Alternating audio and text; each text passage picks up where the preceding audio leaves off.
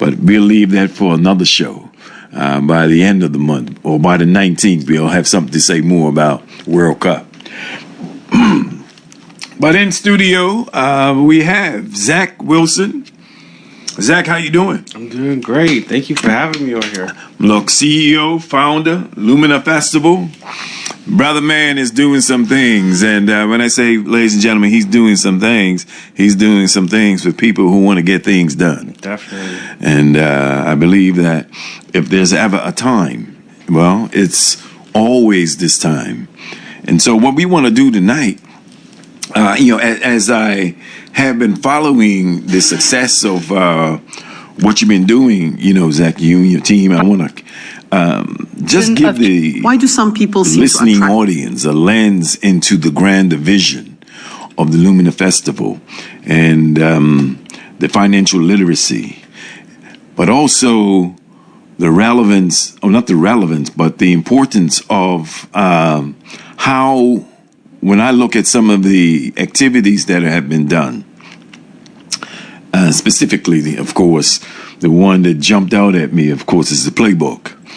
And the way that was done across the clubs, Southampton Rangers, Workmen's, and North Village, yep. It's a model. And when I say it's a model, in that model, it has its cooperative economics.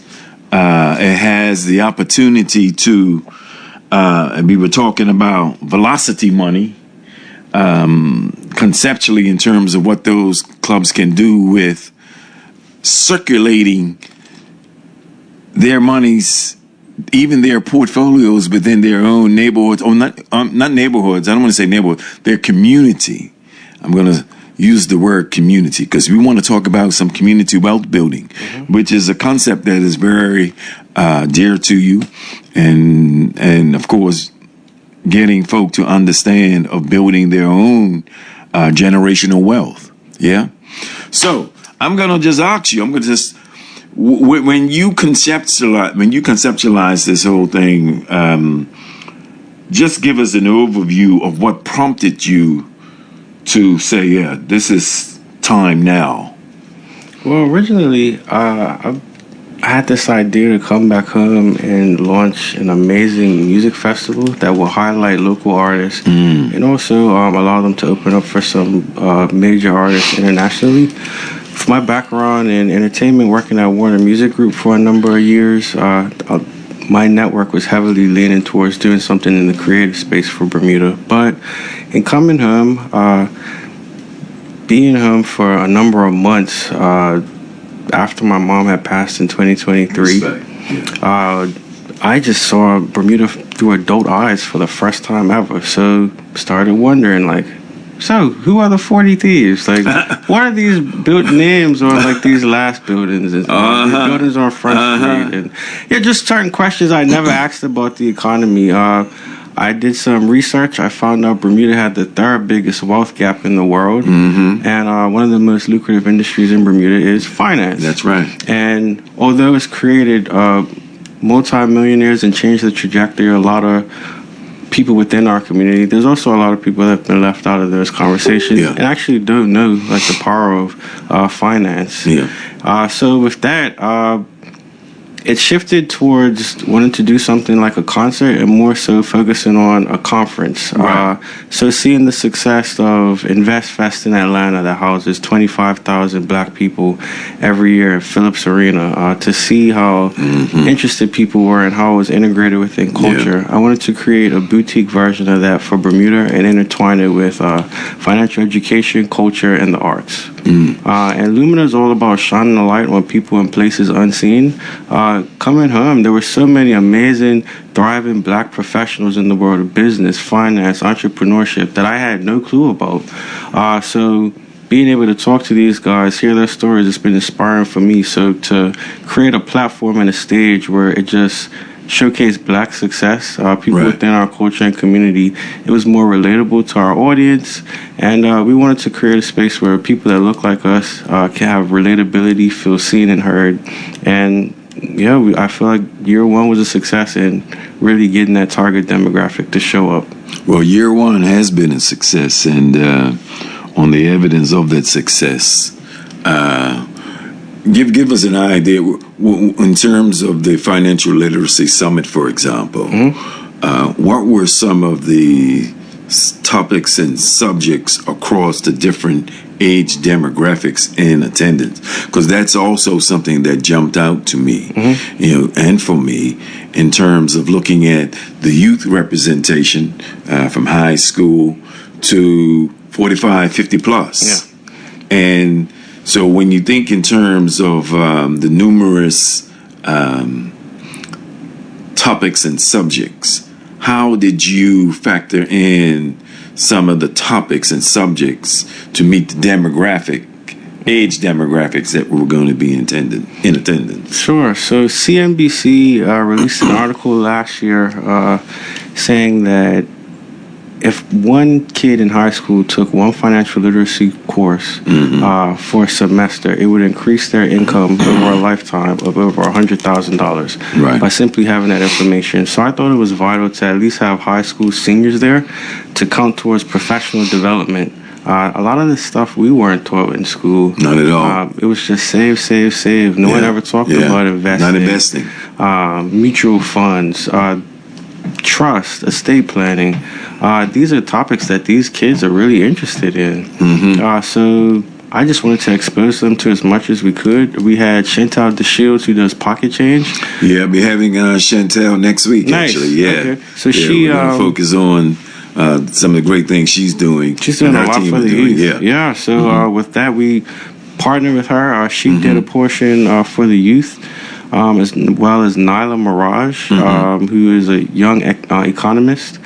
She's doing great things. And I will say this year we're going to have a lot more for the youth. We're partnering with the National Museum of Bermuda for our summit this year. So the kids will have more workshops specifically designed for them, rooms that caters to their age groups, college readiness, topics like that. All right. And also tours of the museum to learn more about our history as well. Man, what a place to have it, too. Be very innovative, creative in doing that. And I'm sure bringing the music to complement the whole scene and environment, Yeah, well, last year was a proof of concept, as we like to say, for live the entertainment, I take Summit. Yeah.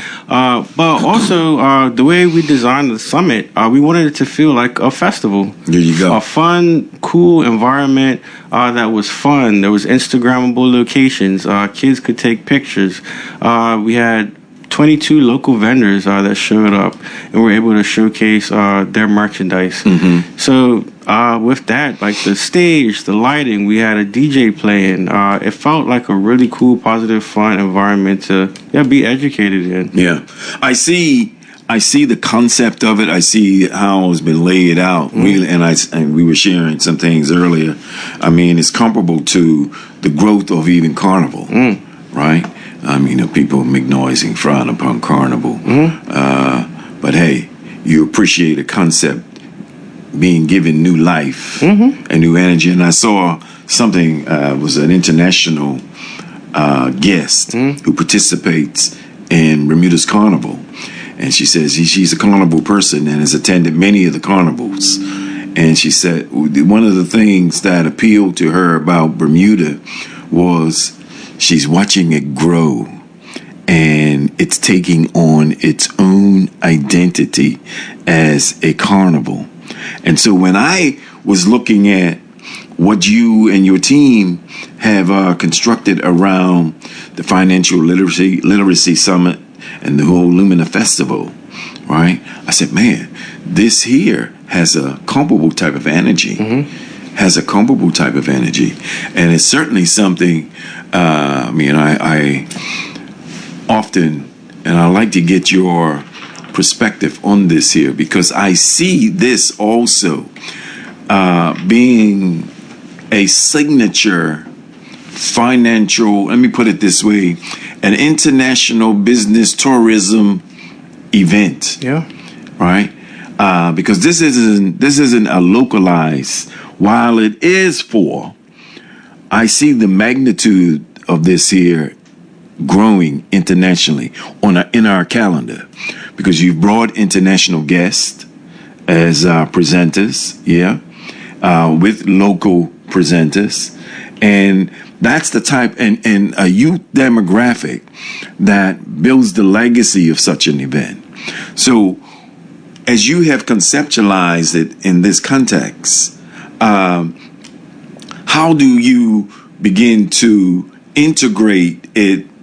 I know you got the numerous topics. You had this other age demographic. We talked about the youth, and you're taking it to, let me just put it, the age demographic that's between 18 and 65, but certainly 55 are your work demographic, right? How much of this here is to move that demographic into a position, just like we're doing with the youth in schools to have their portfolios, that we do the same thing with the working population of Bermuda? So, depending on where you're at in life, determines your financial goals.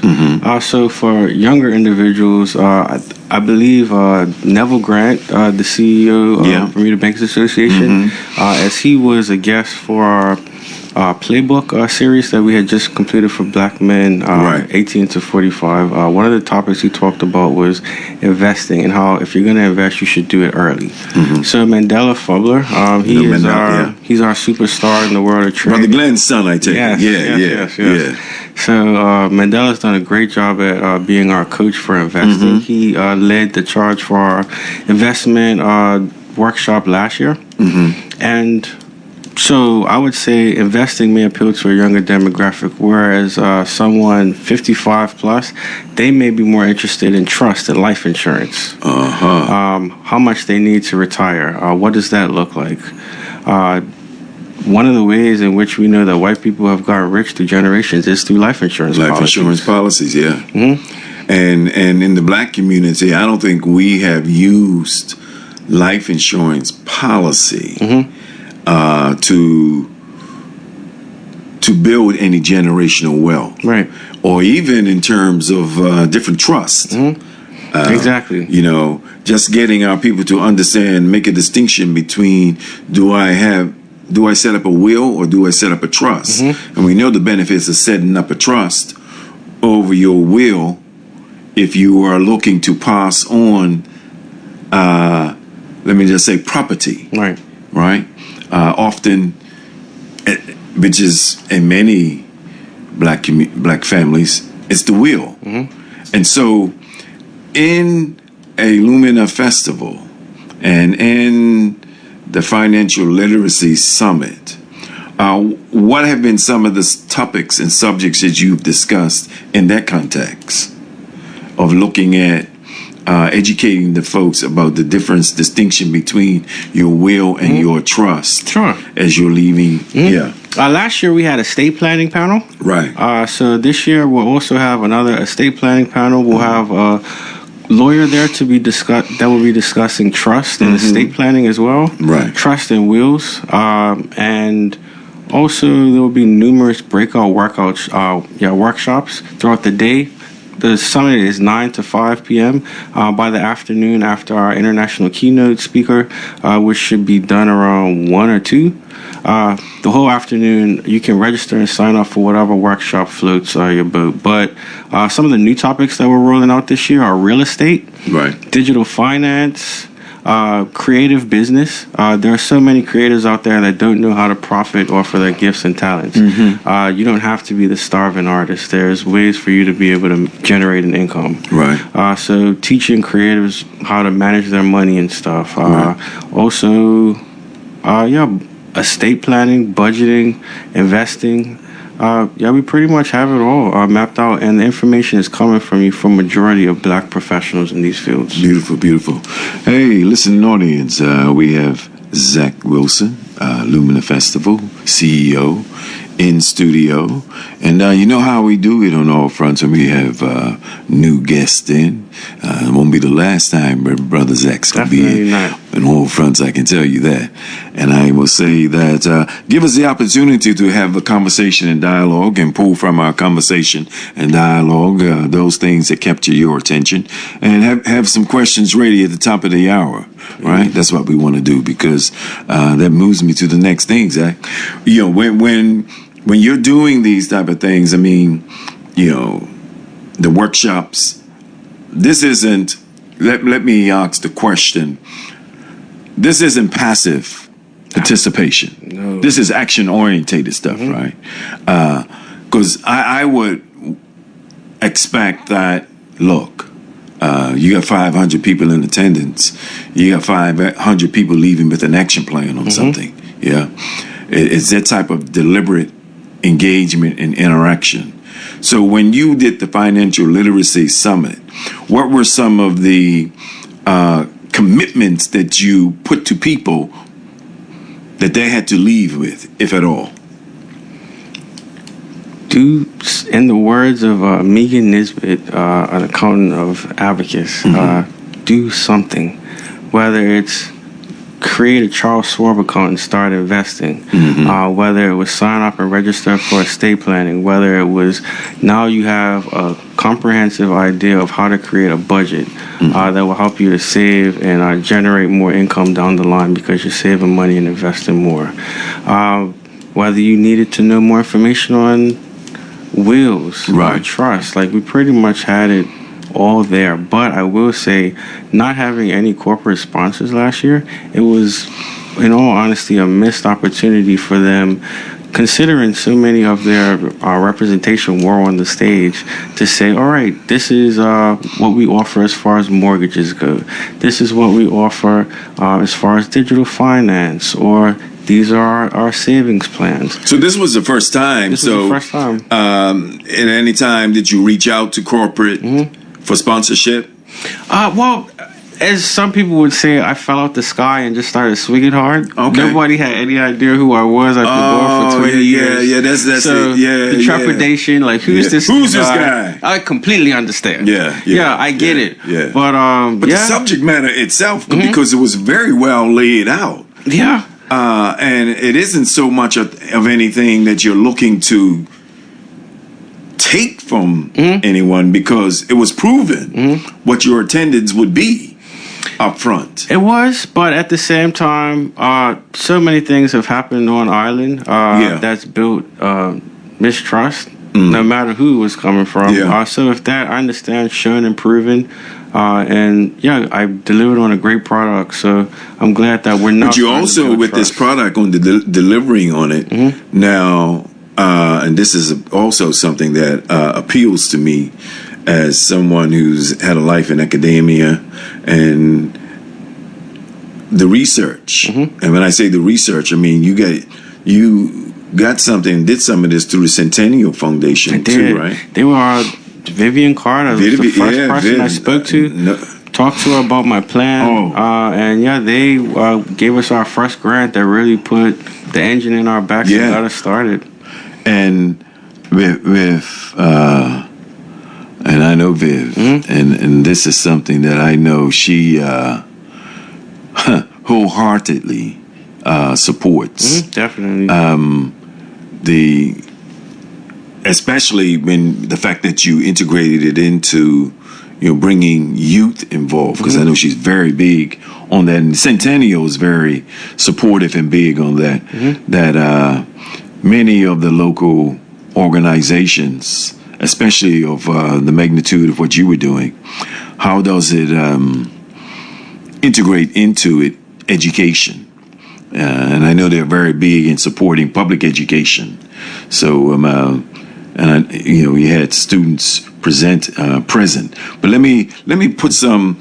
I want to put something else in there about this, especially that there, and get your thoughts about it.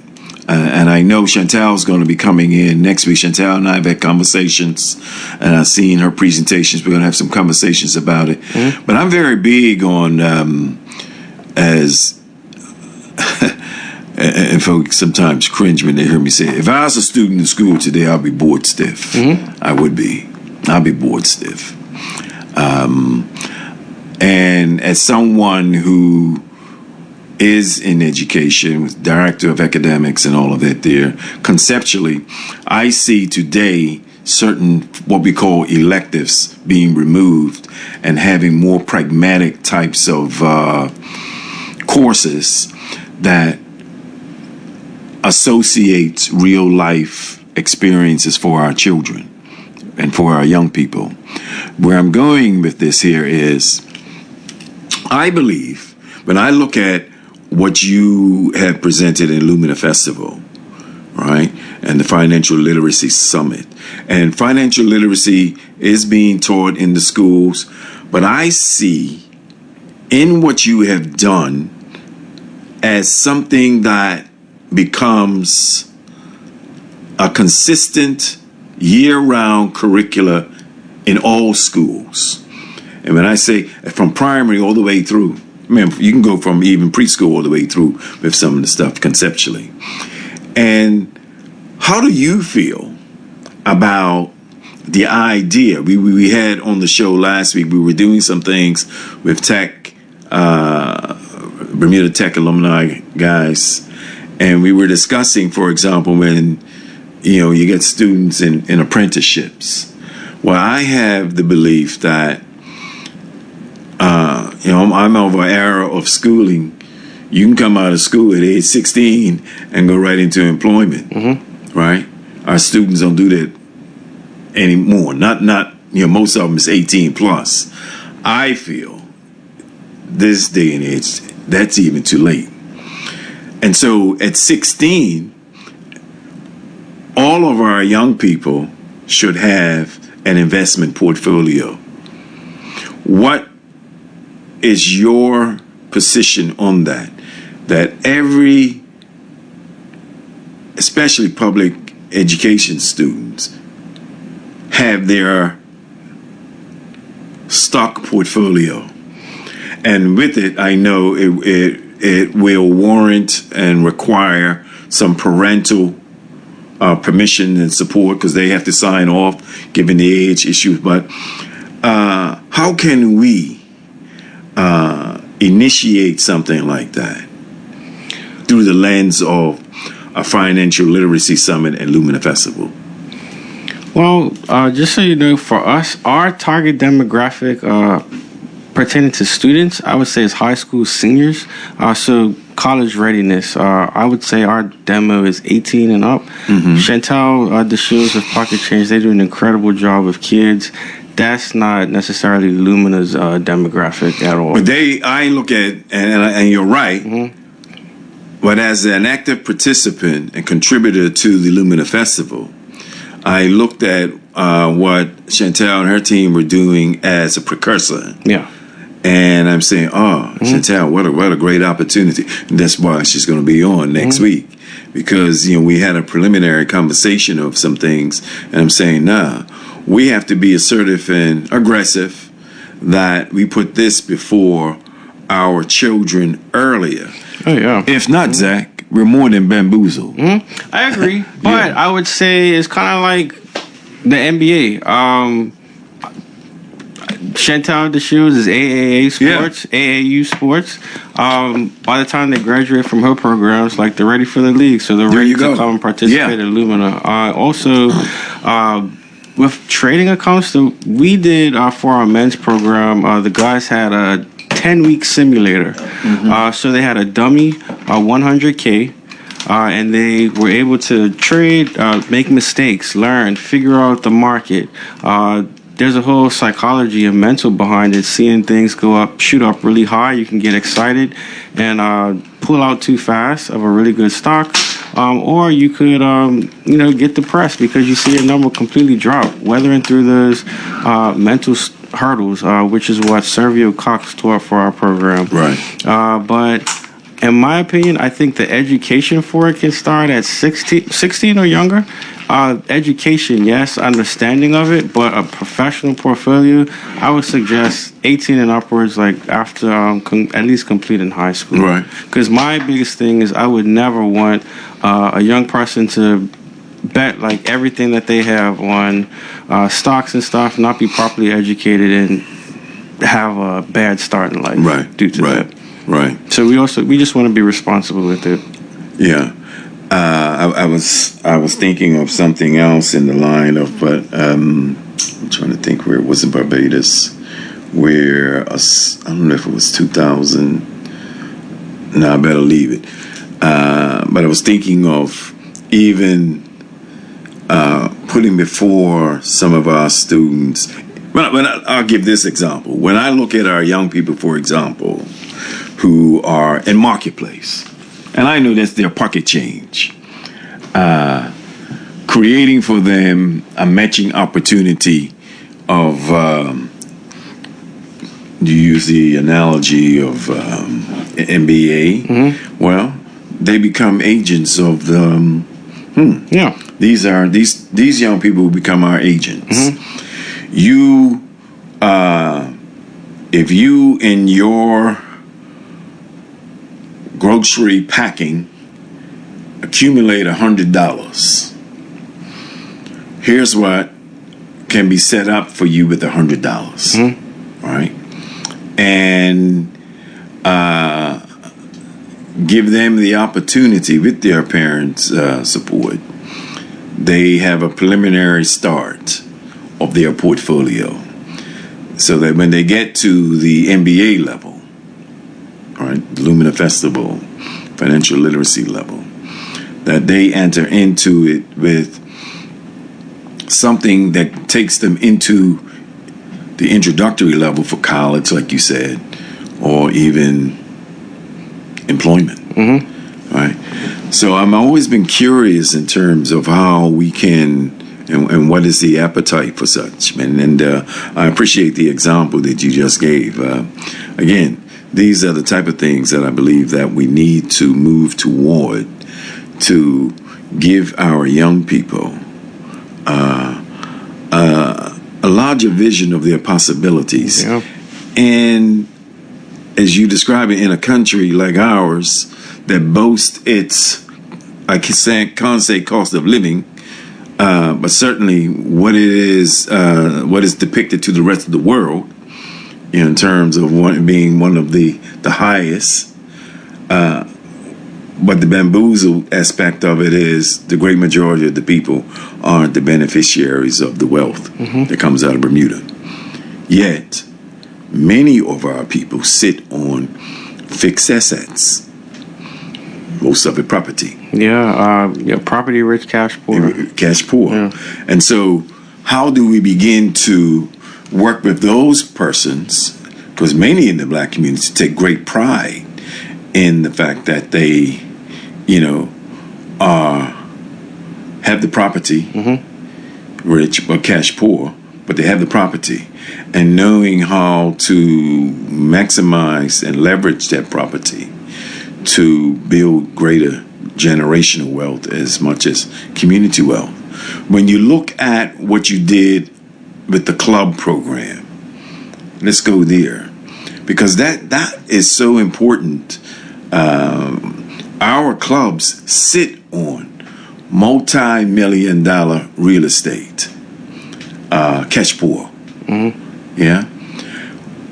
When you look at the exercise that you did with that group, what were some of the highlights that came out of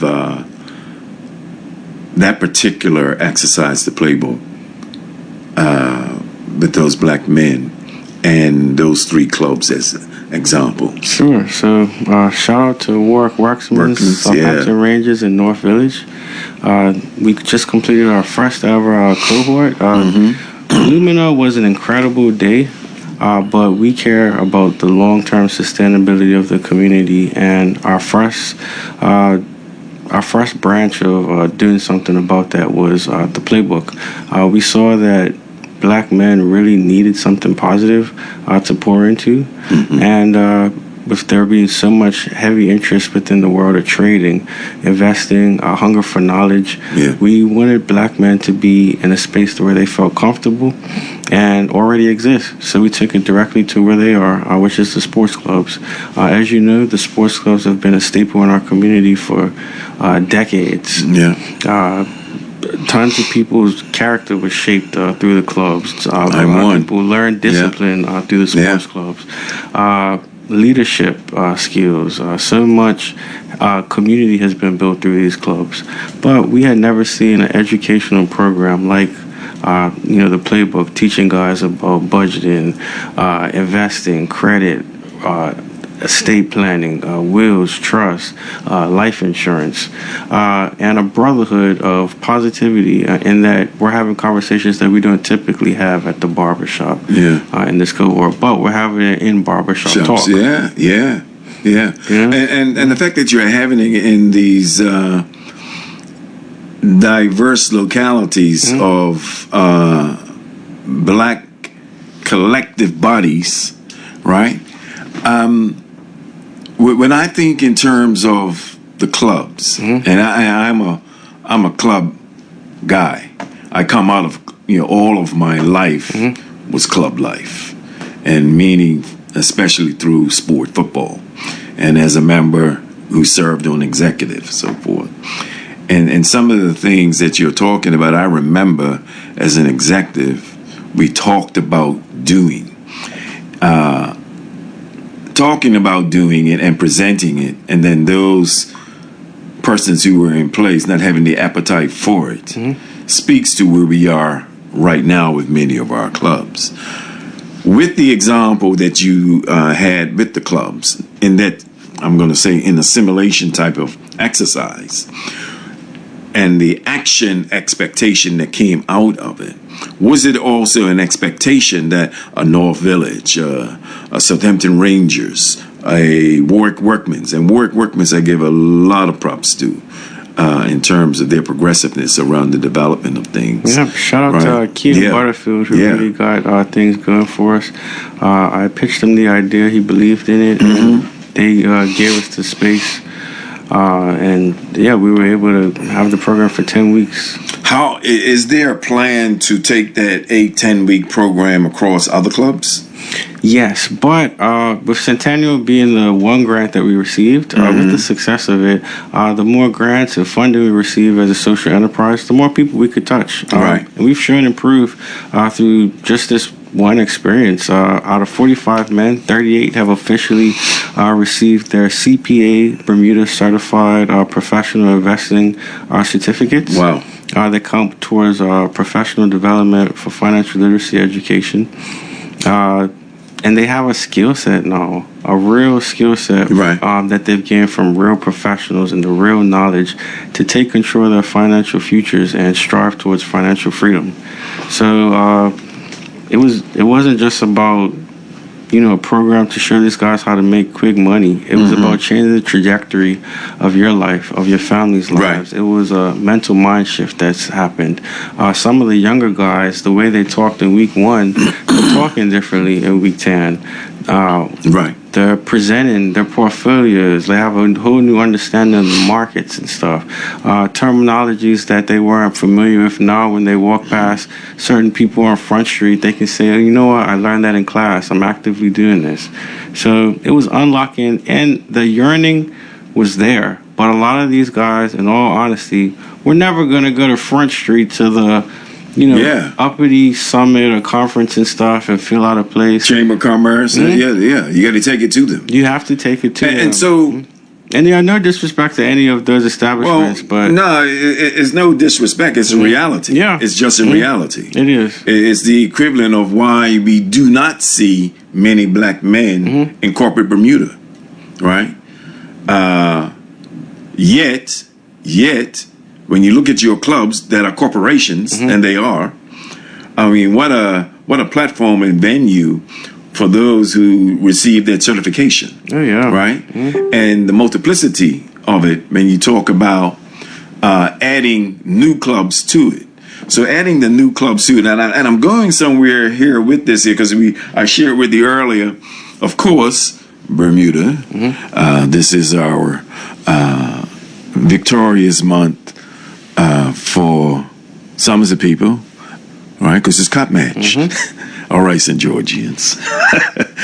It's been a lot of banter in the office. So, we're holding on to the trophy. But when I think of those two clubs at this particular time and the conceptualization of what you were doing with those three clubs, and I said, oh man, imagine this concept integrated into those two clubs around Cup Match and building building the event, because you're entertainment also, building the event off of the conceptualization of the Lumina Festival expanded with our Cup Match event, but with our Cup Match event that holds those two institutions committed to their own portfolio, because with their fixed assets and maybe a little bit of profit in there, they got 50,000 somewhere that they can invest. What is the appetite and interest in terms of, and I know is taking the steps one at a time type of thing, but when I look at this event, and it comes up every year, and here we are again, another Cup Match. We know BMA is going to put into circulation anywhere between 130 and 145,000. And the consumer appetite of our people, hey, that's what we will do. The velocity of money is not a concept that we use around Cup Match between those two organizations, where it should be generating in and between their communities extended. How do we move with your concept to pull this event to that greater level internationally? And I'm saying the Lumina Festival, yes, in its first year, but this is an international event already to me. How do we begin to shine the light on our national 2 days and these two institutions using the conceptualization of the Lumina Festival? That's a good question. And honestly, the best answer I could give you is willingness to collaborate. So I'm totally open to have a conversation with all the clubs to see how we can really bring this thing to the demographic that I would propose and encourage, and I'll even assist, because attempts have been made before to have an assembly of our clubs in this financial literacy summit and the Lumina, that there be a club's session or summit that has as a focus exactly what we're talking about, that has each club, let's look at your books. You know, yeah, that would be actually what is your membership? What is the consistency of membership being paid? What percentage of that membership, just like the 130 or 45 million that'll go into the circulation for Cup Match, you know, and we know what, and I'm saying, speaking off of what I know from research every year, but it usually has a 2 to 4%, 2 to 5% increase in capital. And I'm saying, oh man, what an opportunity for us to be hungrier with more deliberate planning and organization and support with the expertise that comes with your body and your group. Yeah, honestly, the best, and when I say collaboration, we're the following month. Our festival, Financial Literacy Summit, is September 25th. So there you go. Advertising through the clubs. There's a, 10,000 plus 15,000 people show up to Cup Match every year. So that's right. Helping us advertise, get the word out there. The same way that 24th of May and Cup Match are a staple within our community, I want the Lumina Festival to be a staple as well. What a place to start. And you hit it. When we talk about, charity, with the charity, there's business to me. People say charity, but charity is about business to me. And you're right, with the 10,000 plus that'll show up to Cup Match, imagine, let's say between the two clubs, for every, I think Cup Match entrance is about $15, $20. About $15, $20. And imagine if we say every other or for every entry, $250 goes toward the sponsorship and the support of the Lumina Festival with club representation at the round table. Again, collaboration. So I'm excited. I'm planting seeds, Zach. I'm planting seeds because what you just spoke to. I'm saying, hey, I heard Neil on Daily Hour this morning speaking to. I know he's back in the presidency of St. George. I think Richard Scott is tomorrow, and usually the host club has all the play-by-play commentary on organization and preparation. As a Somerset man, I think this is a great opportunity. Oh, yeah. And I'll drop something in his ear, Richard, of setting up maybe the prospects of what would be, although, yes, the grants will help, but for September, what is some of the sponsorship that you already have on tap to support the September event? Sure. Who are some of the people? Thus far, any corporate people? Shout out to Growth. I was going to say, we're finally getting some looks from corporate. So we have. There you go. That I can announce right now. CG Insurance signed on as a sponsor for us. We also have Ocean Tree Financial. Shout out to Jason Lowe. Yeah. Incredible brother out there doing his thing to educate our community on their options as far as financial services goes. Right. We have support from one bank. I'm just gonna wait till the ink dries. We keep it quiet until So is there, when you look at your sponsorship, are you doing your gold member, Yes. Okay. Yeah, so the tiers range from platinum all the way down to a local business partnership for $500 to support a local business. All right. So 500 is the minimum. 500 is the minimum. Okay. For local businesses, 1,000 to 500.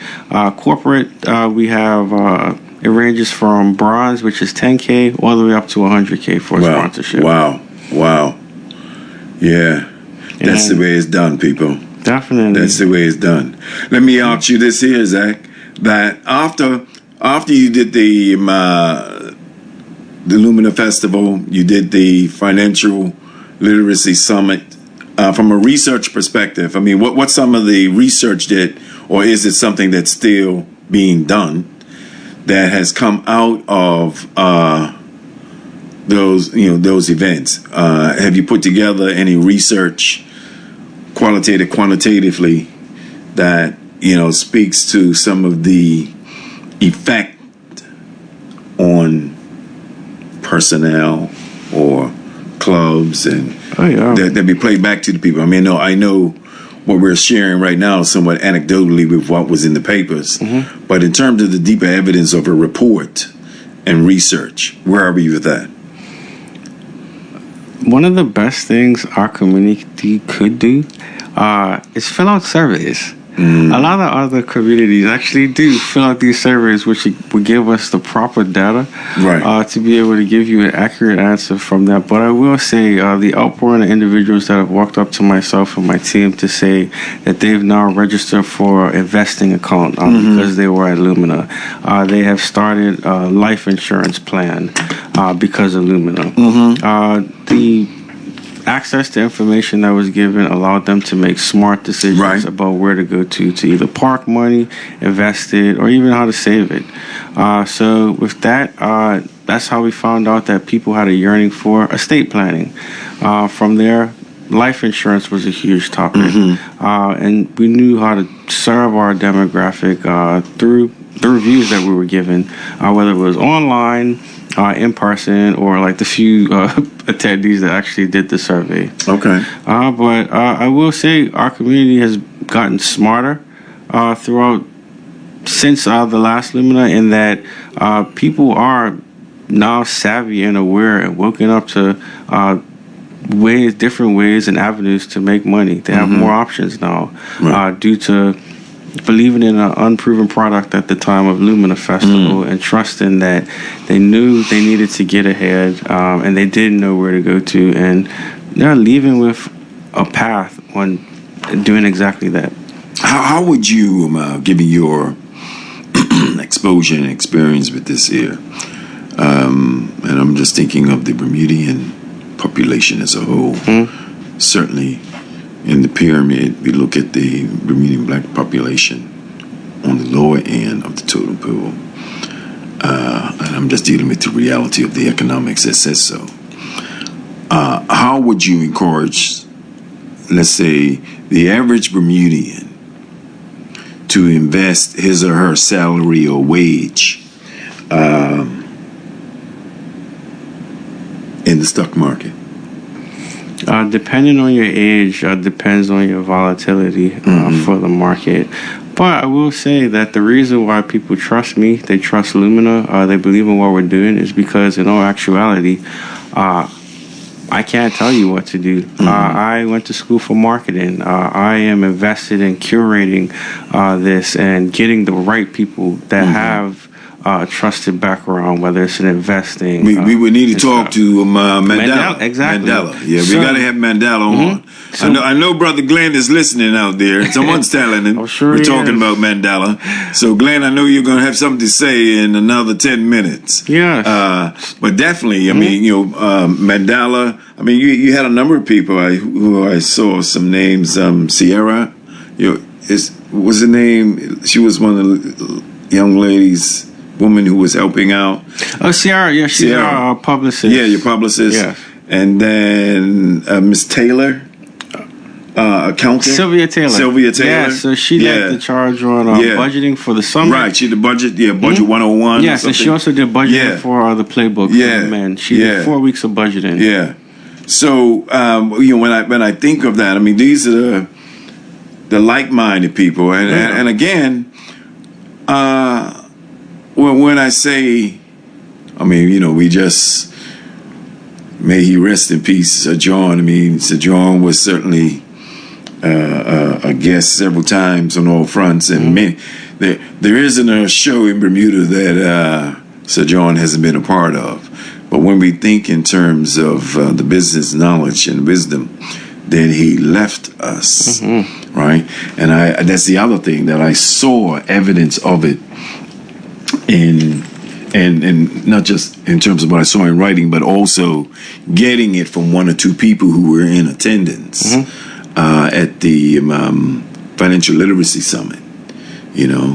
Had me thinking of, I was marketing and putting this out there in 95, 98.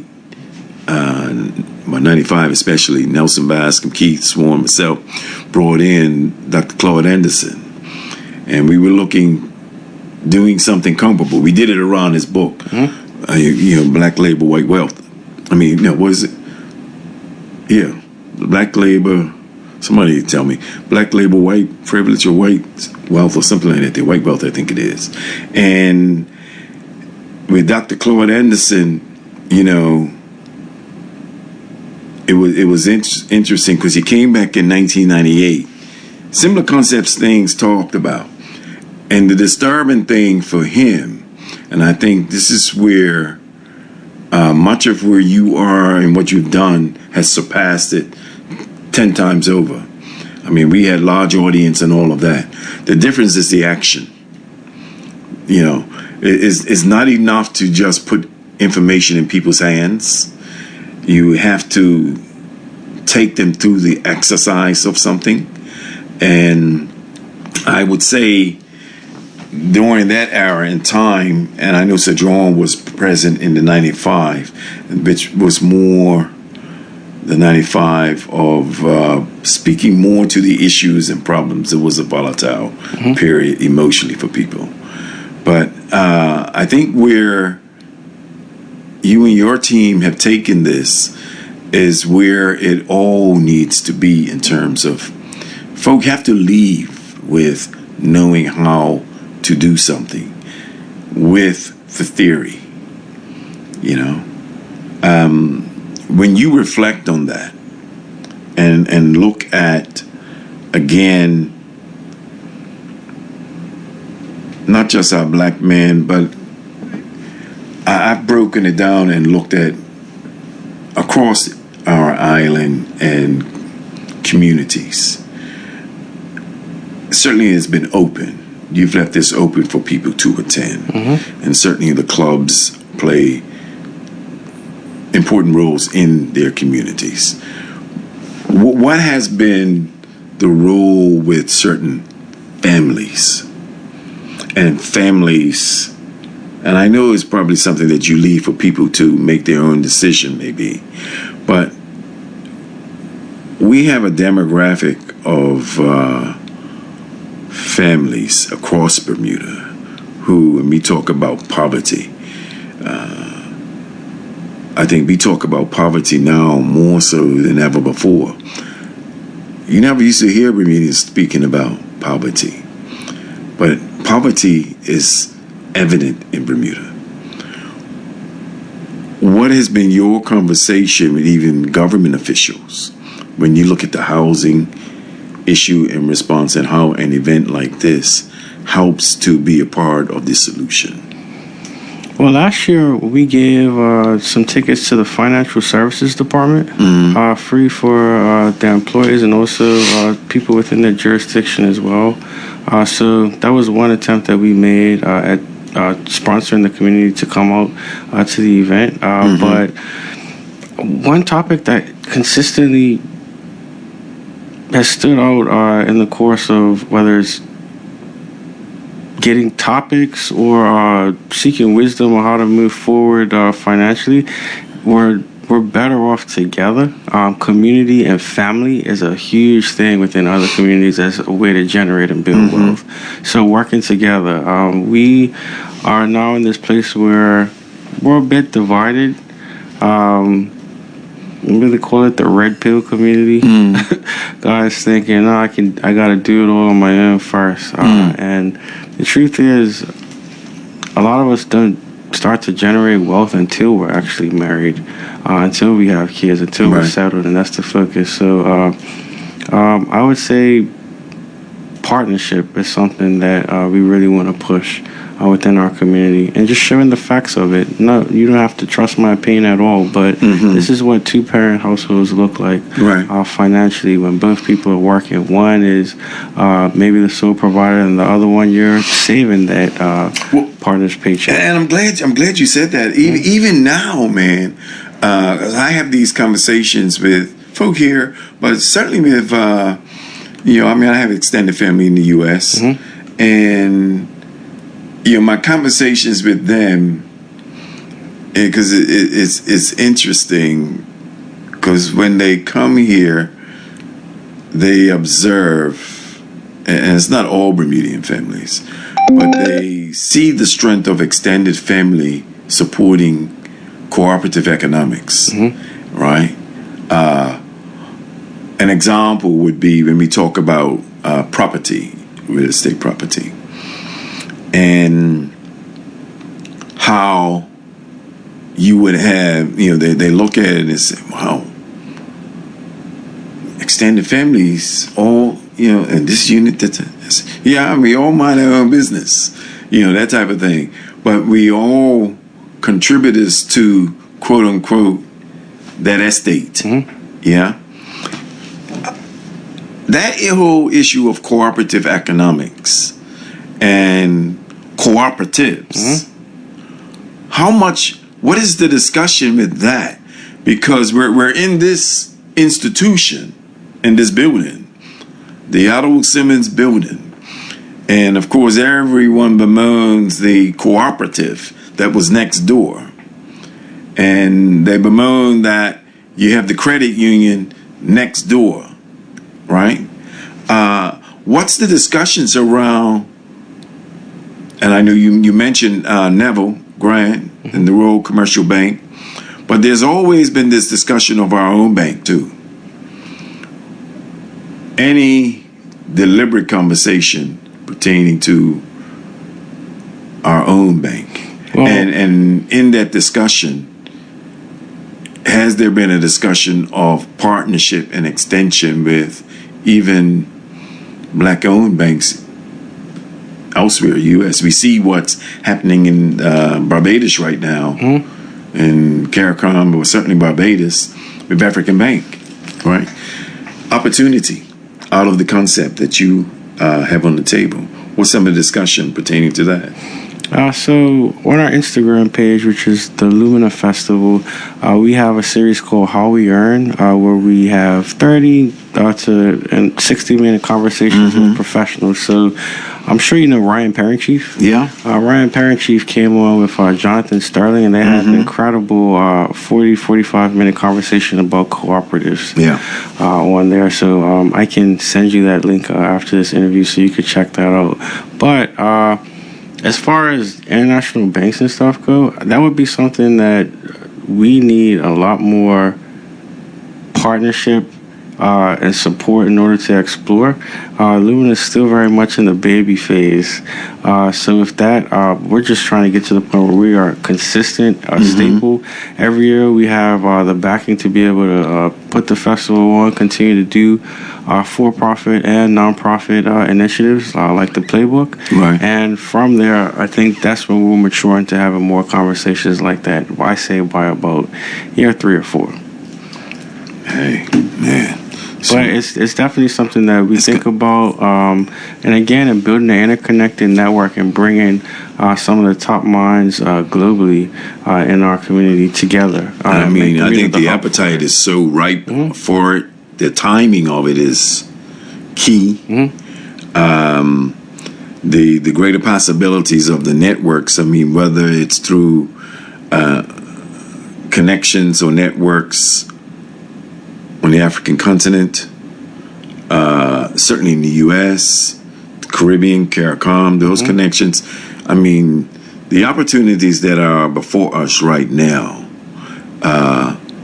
this is the light that I see coming from the possibilities of what you have started, you and your team have started. Yeah, we see Vision Lumina, Bermuda being the annual hub for it, but this is something we want to take throughout the Caribbean. Yeah. And also, we will want other Caribbean islands to see what we're doing and be attracted to come to the island as well to experience the Lumina Festival. Yeah, and I see the network, bridging some of the, I don't like to say the divide, the differences of methodology that we come across in the Caribbean when it comes to Bermuda.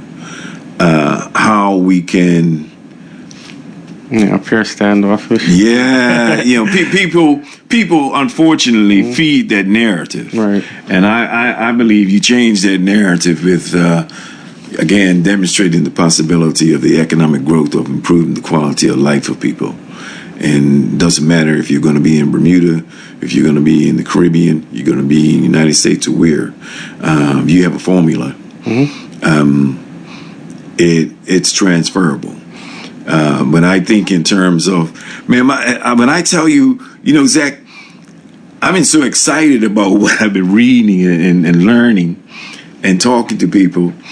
And, if my conversations in terms of, man, with what's thriving and emerging and growing, for example, in the African continent, especially West Africa right now. Yeah, growing in GDP annually. And with what is being proposed, I mean, with what you're doing and what comes out of Bermuda, I think I saw, it may have been from a visit that the premier had, or one of the ministers, where they spoke to a network around the whole, which is Bermudian identity and finance when you're talking risk management, bringing and developing that concept in partnership with or collaboratively with businesses on the African continent, in West Africa. And I'm saying, man, this too is an extension of some of the things that have been going on there, and just bringing these minds together, but establishing it here, like you said, with this festival. Definitely. Yeah. So I'm sure you're familiar with Dirty December. A ton of people are traveling to West Africa around this time, and also you have Afro Nation, which takes place in Portugal, which is happening right now. There's incredible, beautiful, cultural Black festivals and conferences that are happening globally. Why not Bermuda? Why not us? I know, we know in the U.S., I mean, the month of July is a big month for them with the expos and all, So, in viewing this here, Zach, I'm curious. I mean, I try to minimize the role that government plays in certain concepts. And I would think that while government has a role, how much of a role you would want them to play in a presentation at the festival or in financial literacy summit? Or is this something that you say, enough of government, this isn't about government? I would say that our success and the reason why people are so excited about Lumina this year, and it felt like something that was truly organic for the people, and it was new and fresh and had a different feel to it. The government has started to roll out their own initiatives, which is awesome, as they should as government. But for this to be authentic and true to the vision that I have, it needs to continue to come from myself and my team and stay pure to exactly what we have in mind. And we can't let that vision be skewed. I don't want to say tainted, but... and I would say allow for the intelligentsia of your network or your invitations be the persons that bring the knowledge around the legislative aspect of things as it relates to, because there are enough people who would know that, as opposed to bringing in any government official, Minister of Finance, anyone to talk about this here. But to keep it at that level, that it's the people who are speaking from their experiences, as they are also educating, enlightening people with the whole concept of developing your own financial portfolio and building generational wealth and community wealth. I think the more it stays coming from as you said, the organic aspect of the people. Certainly. But we have had conversations with certain departments. They are willing to support, and shout out to Emily Gail Deal. Last year, she sent her constituents to attend. And this year, we have more MPs who will be sending some of their constituents. Which is probably the way for them to go. Send your constituents. And tell them get it. They have communities built in already, and support systems, providing tickets to Lumina Festival. Them showing up in that capacity. We've had conversations with Ministry of Finance. They're looking to support us in a way this year, and we'll see where it goes. But I would say Lumina is what it is, and it's becoming what it's becoming due to the fact that it just feels grassroots, new, fresh, and truly for the people. All right. So I have a long way to go, and I have a plan. I have a great team, and I just want to build partnerships, but at the same time, stay true to what I am. Well, like I said, in the manner to which the methodology that you're using, like I said, I keep using the term of the velocity of money, but conceptually, your principle, it follows that same principle. It's reinvesting in the people who invest in. Right, correct. And hey, we keep building it, regenerating it, you know. And that's the organic aspect of it that gives it the great value that it has in the time that we're having it right now. Hey, ladies and gentlemen, you're listening to On All Fronts, Magic 102.7. We have in studio CEO, founder of Lumina Festival, Zach Wilson. Feel free to call in and pose your questions to Brother Zach. And I know this is something that generates a lot of opinions. We'll entertain some opinions and shout outs to those of you who even attended the Lumina Festival. Please hold. Turn your radio down. But those of you who attended or even presented, feel free to call in and not add your 2 cents, but let's build our own listening audience and action audience stock portfolio as we discuss community wealth building in the stock market, but more importantly, how do we expand and build the Lumina Festival as a signature Bermuda event. Matter of fact, there's something for tourism in this one here. Like I said, international tourism. Carl, I appreciate your patience. Go ahead. Yes, good evening, gentlemen. Good evening, sir. Very briefly, I've been listening to your show very attentively. And I want to commend Zach and encourage him. I think that what I like about him is that he's a man of action. Mm-hmm. And keeping this organic, I think, is going to be very, very crucial to the continued success of this, because you are the government. You are the government. Yeah. I just want to commend you, encourage you. Thank you, sir. I want to sort of observe what's going on in this community. I'm impressed, and I see a great light at the end of the tunnel. So I just want to encourage you, sir. Thank you. That means a lot. Thank you, sir. Always a pleasure. I think I'll just continue listening and learning. Yes, sir. Thank you. Yeah. And I will also say, as far as support goes, I understand that Bermudians are last-minute ticket buyers. We wait till the last minute. I get it. I understand it's cultural. But for us, again, as a social enterprise, the best thing the community could do is get their tickets early. Mm-hmm. That way we know how to utilize. What's the dates again for September? September 25th and 26th for the Lumina Festival. Yeah, people, don't wait till the 24th. No, please do not. And you can go to our website, luminafest.com, and find out more about us. You can find out our long-term initiatives for the community, and also you can purchase tickets on the website now.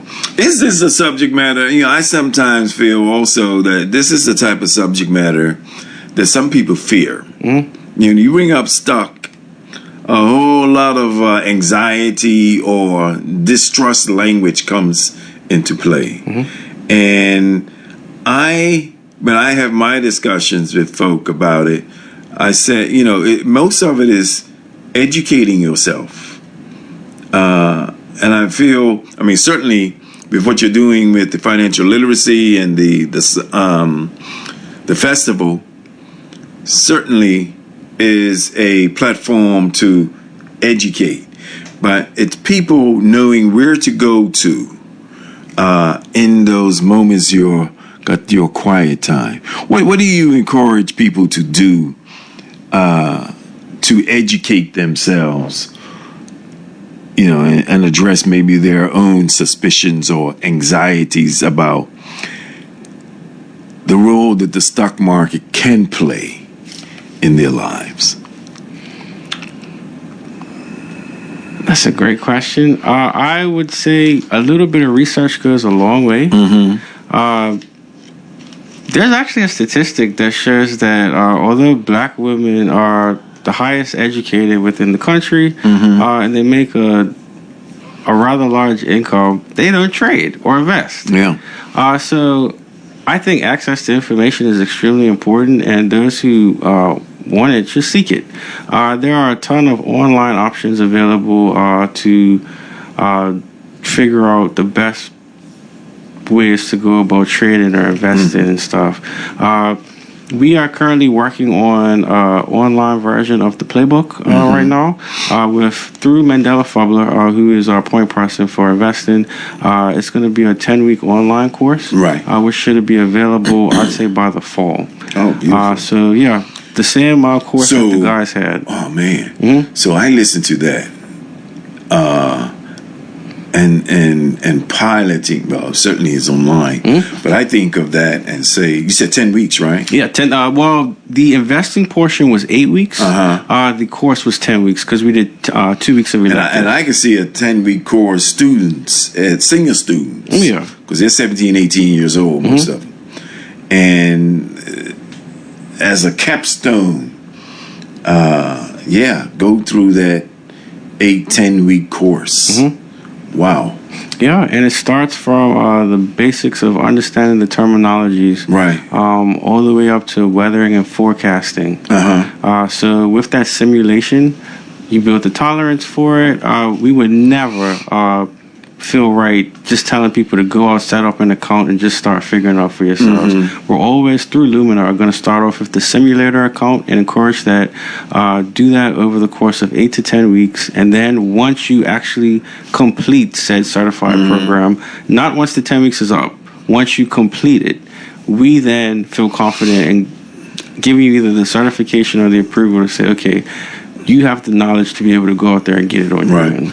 And I commend you, too, because I think I shared with you when I first called you. Because even that model, I mean, I do a lot of Boyce Watkins, Dr. Boyce Watkins. Oh, yeah, he's the man. Yeah, he's the man. And I look at what you have started as a framework of something that he has been doing for the last decade. And I'm saying, man, you are, and your team are our Boyce Watkins. Thank you. Yeah, I see the possibility. You started that course. That's the way to go. Appreciate you calling, Carl. Go ahead. Hey, yes. Good evening. Good evening. Tell me something, Zach.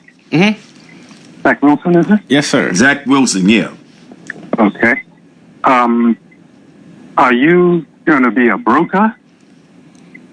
No. So I guess you could technically call me a promoter. So I founded the Lumina Festival, and through Lumina, we put professionals in the world of business, finance, entrepreneurship, experts within said fields on one big stage, and they provide you the professional information that you would need to make the wise decisions.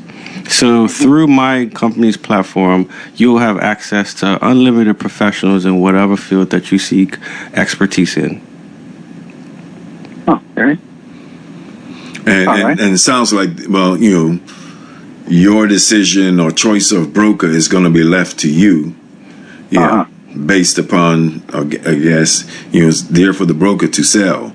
Yeah. So, whichever broker appeals to you is the one that you would go with to assist you with your portfolio. Yeah. Okay. Well, I remember years ago, they used to have the stock market on the evening news. Yeah.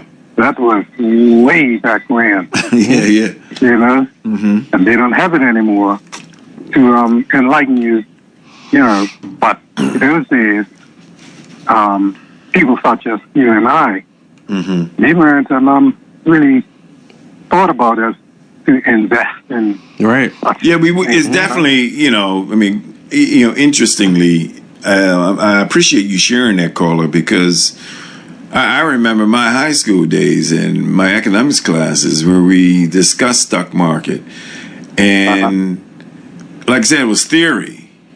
Yeah. It was theory. And it probably wasn't until later, I observed some things, even with my father, who had shares in certain companies. And that's another thing, Zach.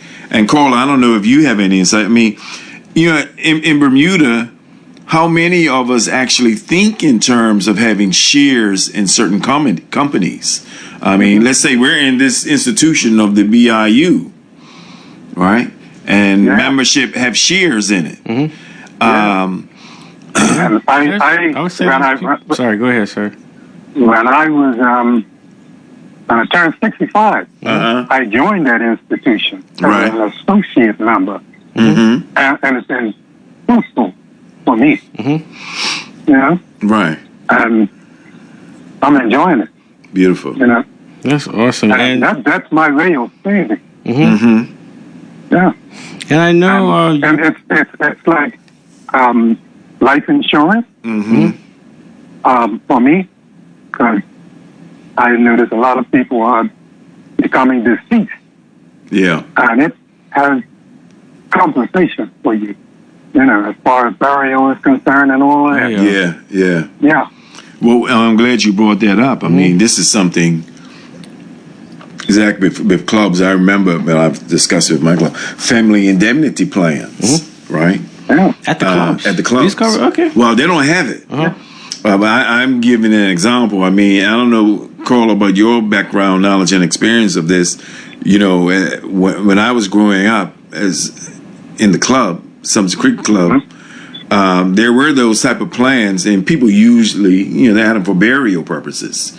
But now, even through the credit unions, you can have family indemnity plans. And I look at, even with what you're doing, Zach, and your team, this is something else that to support what you were talking about, caller, that more of our clubs share if they have family indemnity plans. Well, let me say this. You know, school's out now. Yeah. And you have kids out who may want to have a job before they go back to school. You can put them on a plan. Around BIU credit union. Yeah. Get them set up, have them set a bank account. There's a lot of guys around that want jobs. And I know a credit to the union. They would need a bank account to get paid. Yeah. If you do something early, you already have a bank account. You can get paid.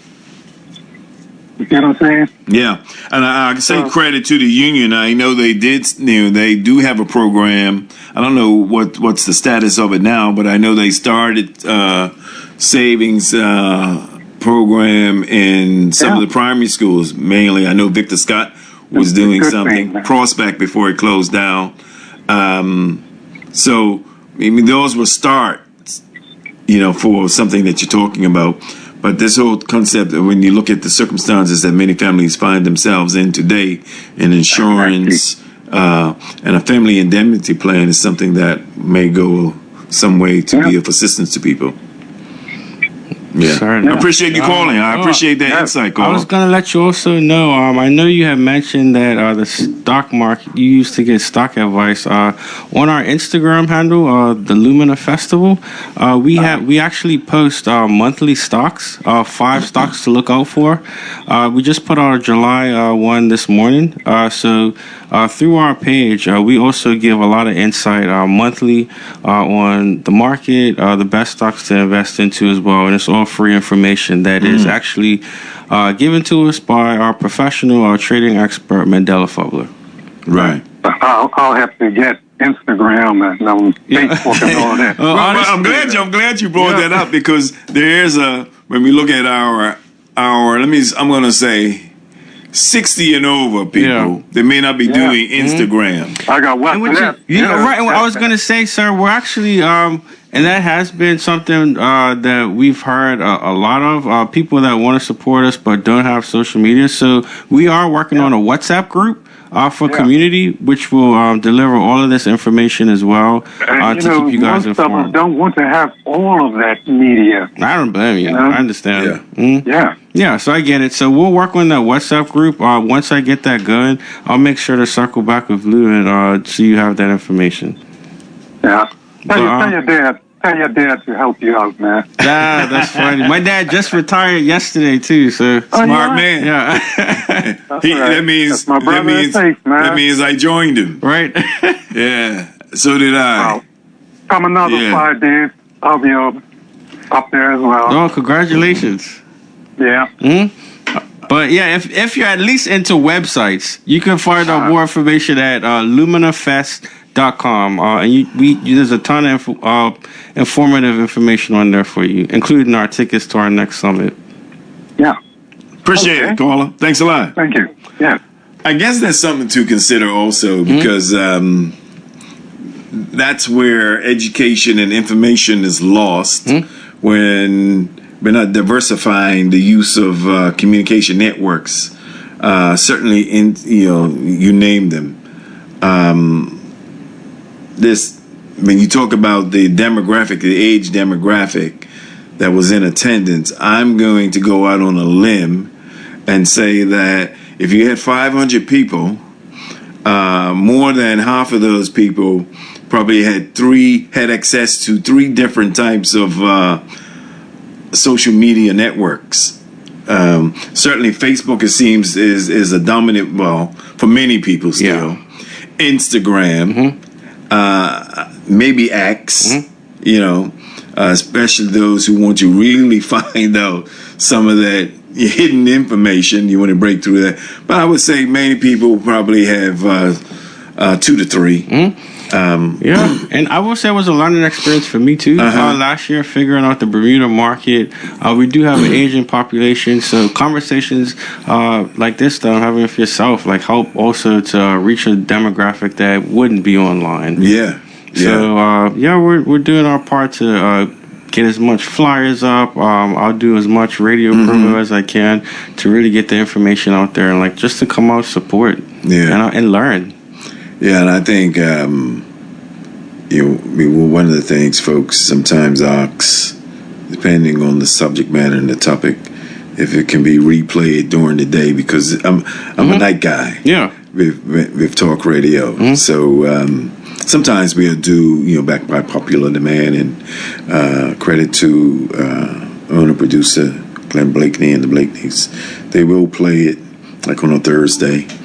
And this is the type of thing that for the daytime audience, the ones who are asleep right now, that they get this type of insight. And like I said, we keep spreading it and opening up the discourse on where to and with whom and how next. Certainly. Yeah. Very important. I wanted to out you this too, though. Because AI is in everything.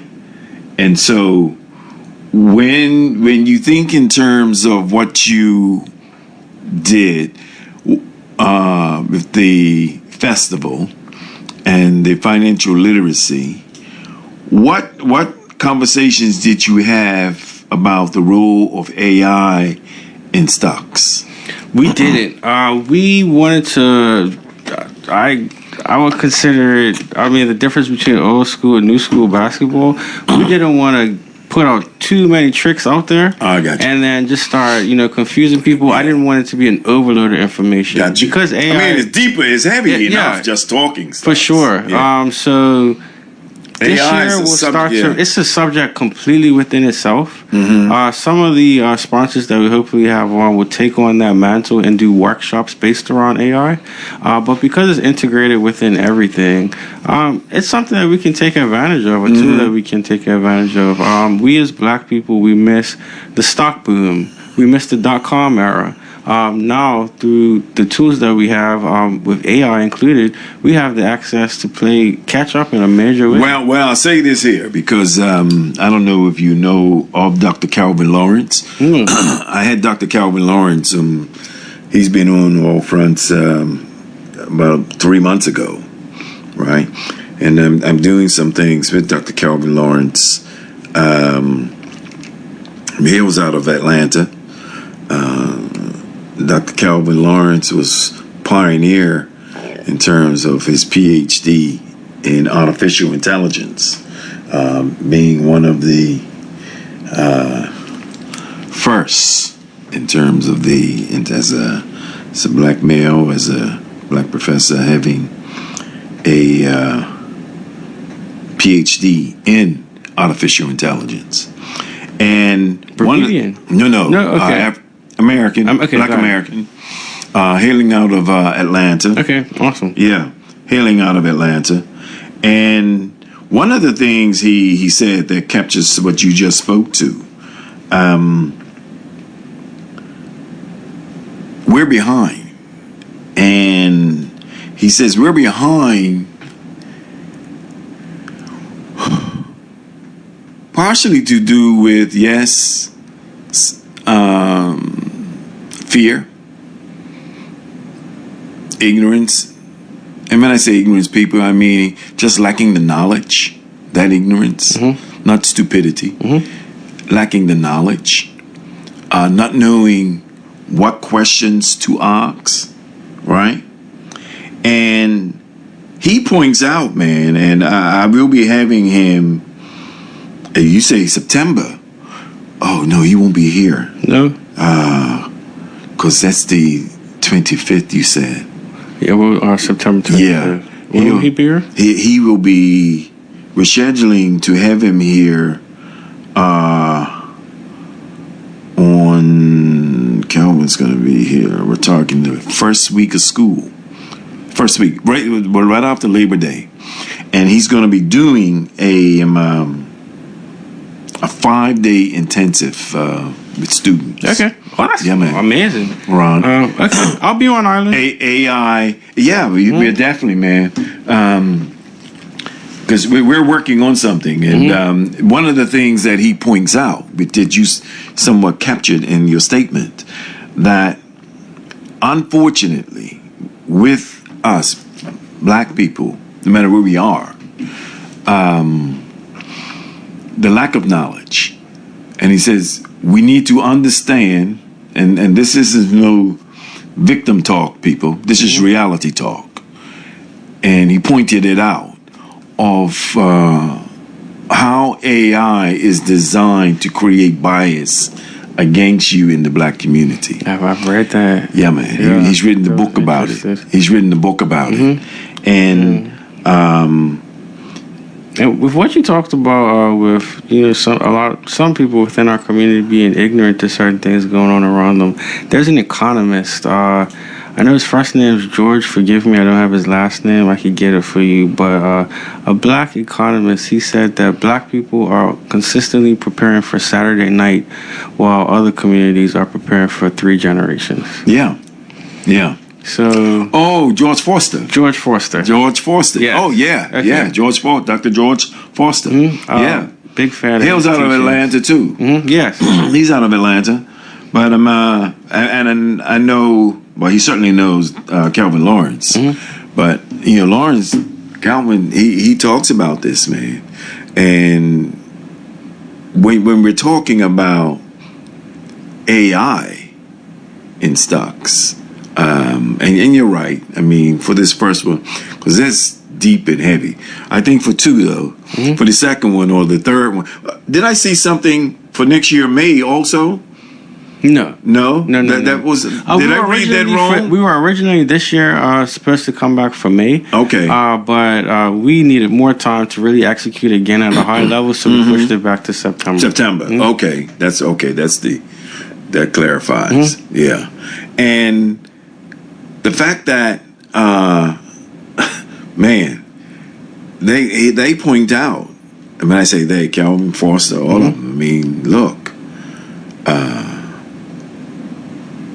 when we talk about people shaping, you talk about going to Instagram and the website, and I think you guys put out top 5 stocks or whatever. Yes. Right? And these are top, when you do that, is it diversified? Meaning, is it a balance between bonds, mutual fund, that type of thing? Oh, yeah, it is. Yeah. It's diversified. We don't suggest anybody go heavy into one specific field or stock. Diversifying a portfolio, I think, is key and king. What about, and I get it. I mean, I'm full of questions because I read and act on things. But when you're talking about non-entities, and for most of us in Bermuda, of course, there's the Bermuda Stock Exchange. But when you're dealing with non-entities, I mean, most of us are looking toward the U.S. stock market, right? S&P. But we don't think in terms of other foreign exchange, like even in the UK, for example. There's that education, and I'm sure that's something for Mandela. Oh yeah. To take us through in terms of, because they talk about that, man, that because we are in Bermuda saturated with most things American when it comes to the financial aspect of things. But they talk about, you know, looking at non-entities and looking at other foreign exchanges balanced with U.S. exchanges, recognizing that the U.S. exchange is the dominant on people's mind, because that's what we see, especially over here, more so than ever before, right? Or most times. And so even when we're talking about this in terms of stocks, AIs, technologies, everything is technologies now. Do you do a listing of the top 5 technologies that are being considered right now? We do. Not publicly, but within our cohort, we do. I will say you can look up, it's called Earnings Report. All right. That's a website that you can check out the forecast, what companies are publicly trading on what days. Right. Let me just make sure I'm giving you the right information. This is something that we learned in our cohort. Earnings Report.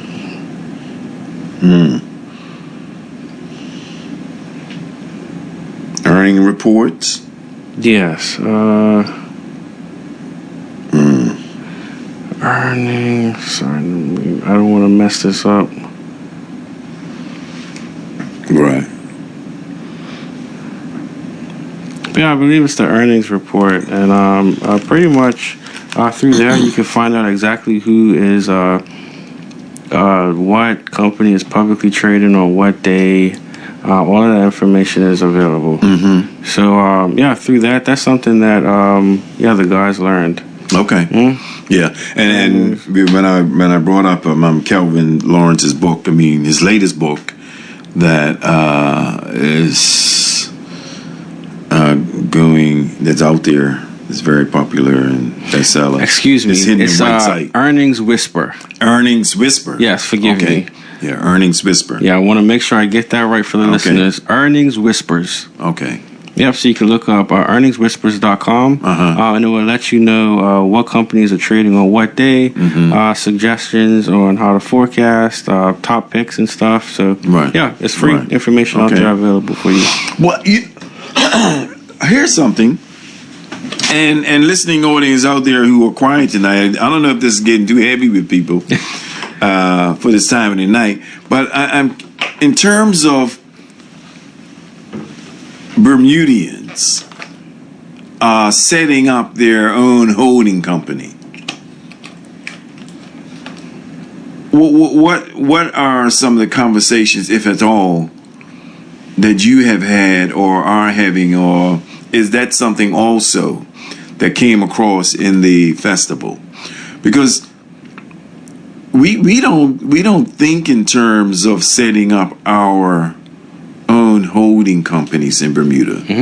I mean, there are people who have, but it's almost like the stocks. I mean, it's not something that we get into. And I'm thinking in terms of when we talk about generational wealth and community wealth building, setting up your own holding company.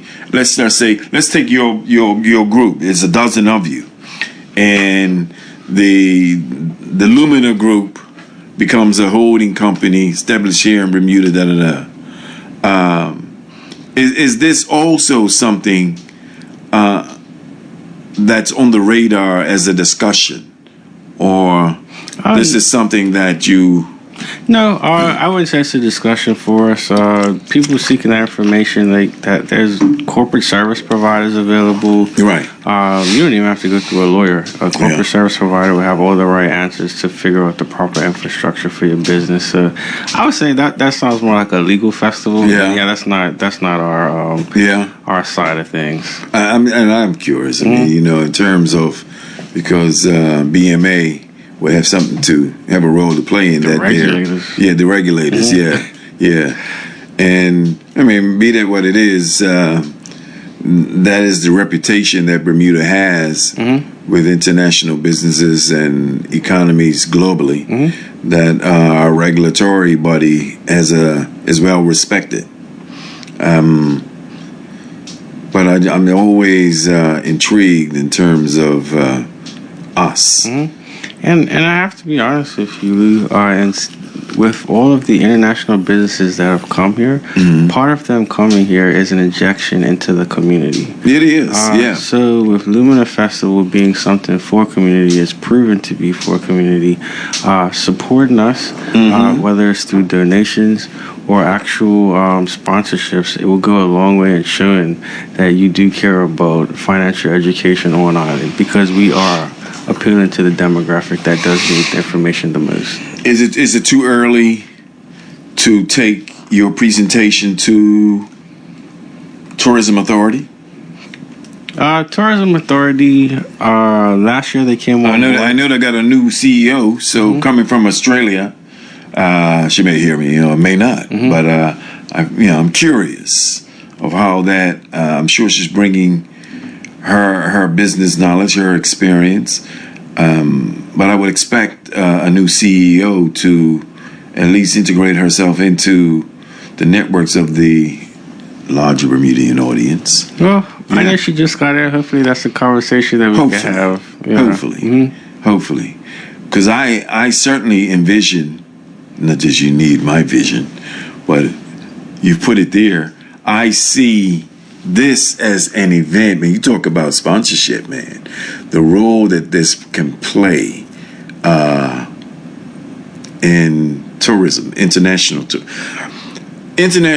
tourism to me is international business. I mean, that's my argument. It's the old model of two pillars of international business and tourism to me is dead. Yeah. Right? The new model is tourism is international business. So international business is every aspect of Bermuda life.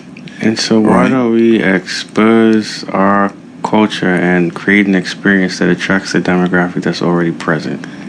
And when I look at, Carnival, when I look at Cup Match, when I look at the Lumina Festival, when I look at and think in terms of, and let's go there with what is your passion around music. What role, how do you see music integrated into this concept? Meaning, how do you see a Bermudian music identity being formed or shaped coming out of this? Well, again, with Lumina shining a light on people and places typically unseen, our day one is all about our business, finance, and entrepreneurial community. Day two is all about shining a light on our creative community. So that concert will take place September 26th at Victillion Yard and Dockyard. So with that, you have the opportunity to come out, support local vendors, local artists. Also, we have a headliner that we're bringing in, and international DJ as well. Shout out to DJ Millhouse, who's J. Cole's DJ. A good friend of mine that I've known for a while, who's been trying to come to Bermuda. So this was the perfect opportunity to get here. And that concert, the way we envision this to become self-sustainable, we want to grow the concert to be as big as possible. The more ticket sales we have for the concert, the more merch sales. We'll continue to pour back into our nonprofit initiative, which will always be the financial literacy summit. Velocity money, people. And our program. That's an example of velocity money. Certainly. Yeah. So our for-profit initiatives will always pour back into our nonprofit. And we've already shown that this year already with the playbook. Wow. man. So the more concert tickets we sell this year, we're looking at about 2,000 capacity at Vasilian Yard. By next year, we want to get to an even bigger location and triple that number. And again, the more we received on that side, we're here to stay. We're not going anywhere. There you go. Our initiative is community. So you can trust that the money will go to the right place and better in our community. Well, you know, and those are the pillars. Mm-hmm. You know, it's something. You know, when I listen to that, there, as a creative genius that you are, yeah. I'm humble, but thank you. Okay, bro. Nothing wrong being humble. We all got a genius, you know. Look, we all got a genius. Definitely do. And your genius is working for you with the creativity of the Lumina Festival. So, with your creative genius around, what are your thoughts? I mean, it's not impossible to have a Bermuda sound. What's the exploration in your creative musical genius interest of exploring a Bermuda sound? So I cannot speak for the Bermuda sound, but I will say the sound that Solera Music and Arts Concert, which is the Day 2 Illumina Festival, the sound that will bring, we wanted to curate something with R&B, classic reggae, and Afro beats. Right. Afro beats is something that's global, big, and continuing to grow, attracting that Afro community to come to Bermuda to experience the Illumina Festival. Grow tourism numbers, and the way that I know that I could contribute to our country and serve our community. Also, classic reggae is all about love, togetherness, community. R&B, love. Those are the three genres we want to merge and focus on. I've always had a theory, and I'm putting this to you. I mean, you know, I think I've shared this also with my brethren. Tease him. I call him my Grammy Award-winning protege brethren, Ryan Williams. Oh, yeah. And yeah. Tell me shout out to you too. Well, Ryan. Yeah, and I ask him this question, and this is all relative to people. A Bermuda sound, and I'm always curious of why when I think of I'm sorry, people. I'm not a big soca guy. I'm a reggae guy. Fair. Right? I'm a reggae guy and a little bit of the jazz guy. You know, certainly R&B, you know, and classical. I'm just not a soca guy. But I'm appreciative of music. And I'm bringing up the Talbot brothers because they had a unique Bermuda sound in their genre of music, of soca, of calypso, and they went into the arena of the calypso birth and won. And won. And I've always asked the question of those are Bermudians who are into music. Hey, have you ever examined or researched their music, their sound, and with what technology is today, with what you can do with a board and create a sound, come with a Bermuda sound that comes out of their sound? I think, or even integrated with the Gombe sound. Who knows? Yeah. I think that is something that's going to be meant for somebody else to do. Well, I know, but what I must mean, but when you say you're in music, I said, let me drop that on you because there's always something, man, that just niggles at me all the time. I talk to Bermudian DJs or those who are solo artists, and I always ask that question. I think the best person you could ask, Derek G? No. Derek G has a band here in Bermuda. I don't want to mess up the name of the band, but yeah, they're super dope. I know he's heavily involved in the local artist community. There's so many talented artists here that I'd like to get to know and highlight at the concert. So part of understanding the sound or knowing the sound will have to be getting to know the people that are here, curating it and creating it. Right. So Solera is our first attempt at really highlighting our local artist community. So in February, we launched Solera Unplugged. We brought in Shalea Frazier. I'm not sure if you're familiar with Shalea. Incredible talent. She, did you see the Clark Sisters movie? No, I did not. Okay, well, she played Dorinda Clark. Okay.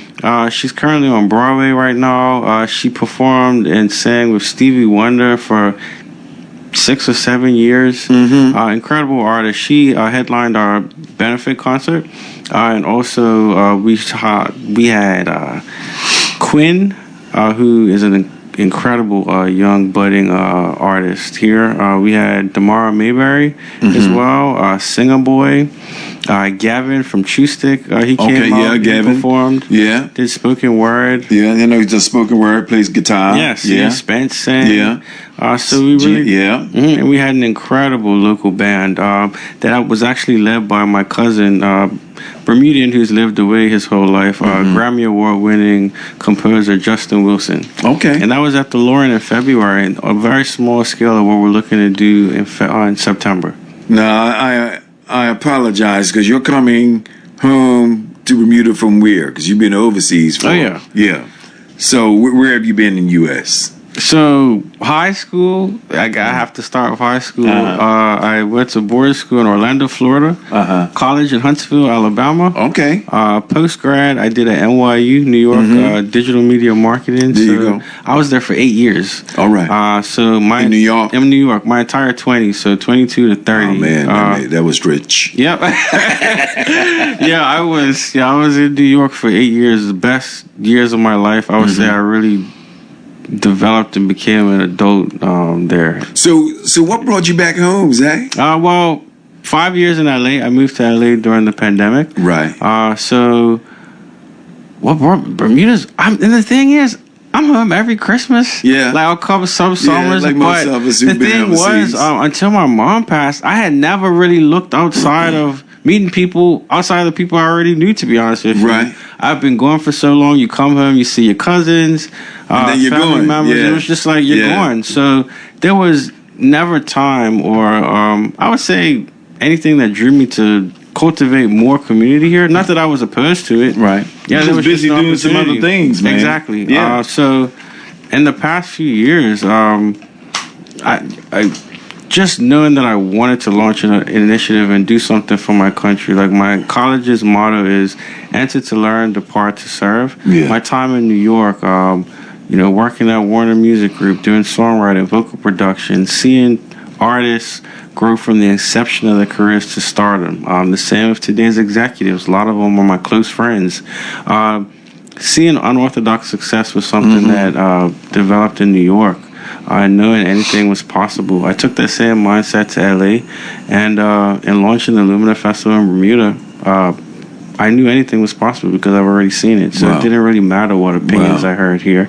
I had a vision, and the thing is, I have so many friends that are killing it out there in life, doing incredible things. Nobody could tell me nothing about what I could not do, and that's what I encourage to the younger generation as well. Beautiful. When you have a vision, drive, go for it, no matter what anyone says. You're definitely putting it on, like I said, you're putting it to work. You're putting it to work. As we have been dialoguing, and I started out, we're talking. Yes, much of what Zach and team are doing, people. Speaks to financial literacy and stocks, all of that. But we're talking about closing the wealth gap. Definitely. We're talking about closing the wealth gap in the black community, especially Bermuda. And, as you have been speaking, and listening through a lens of a framework that I had set up of, the whole community wealth building. And, in terms of, I spoke of Claude Anderson earlier, but I was looking at something. It came out of a research. Again, I can't remember who did it, but they were talking about community wealth building and 5 pillars. And I want to share the 5 pillars and place in it all that you've been doing that says we're on the path towards something. And the first pillar they talk about is inclusive and democratic enterprise. And when you think in terms of the 500 plus people whom you had in attendance at the Financial Literacy Summit, that in itself reflect, an inclusive democratic enterprise, right? And to elaborate, it talks about, you got in that enterprise, you got multiple forms of workers, consumer operatives, social enterprises, public ownerships. That's what those people who are all in attendance are representative of in one way or the other, right? And then the second one, it talks about locally rooted finance.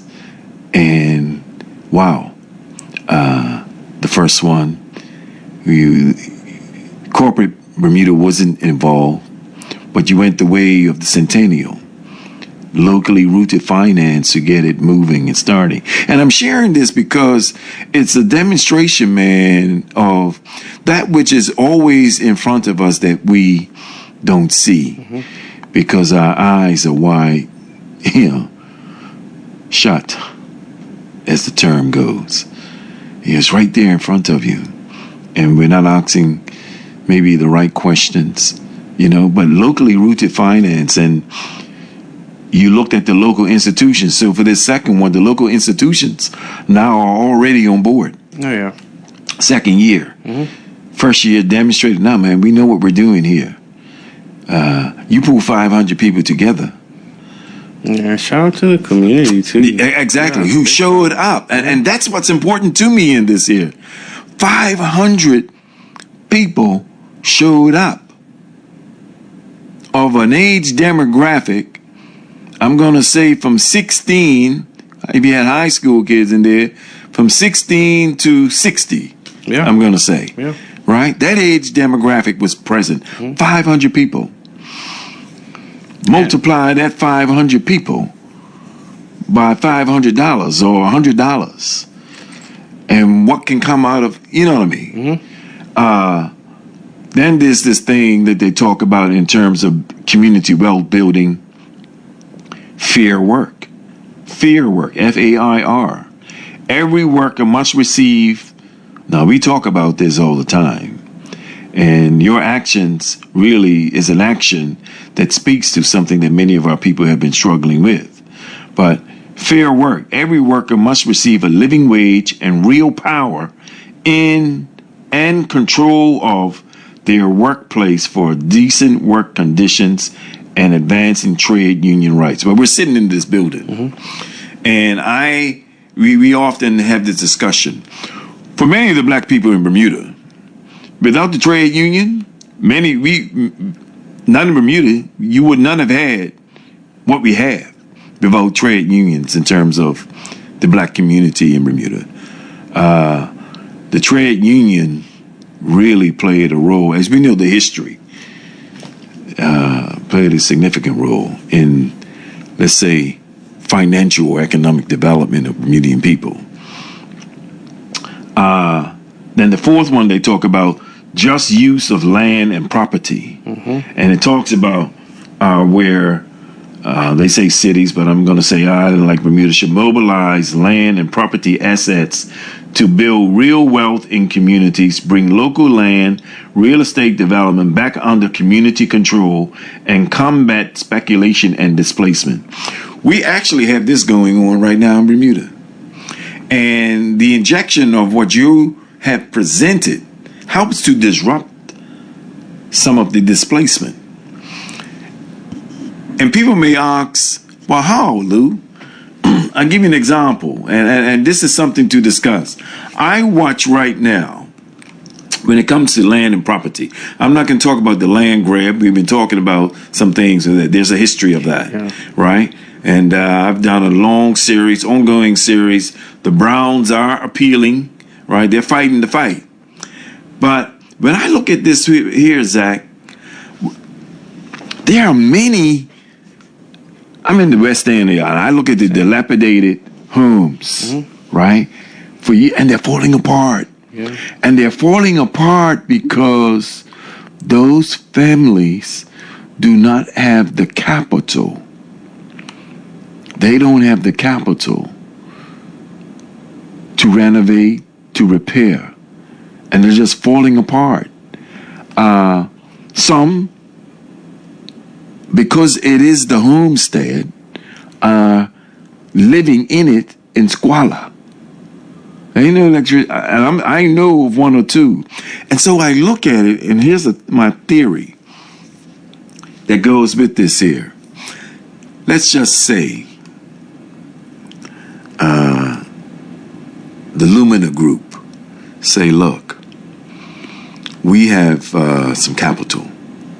We call it venture capital. Mm-hmm. We have some capital. This is your home. We are going to cooperatively work with you. We're going to assist you in the renovation of this.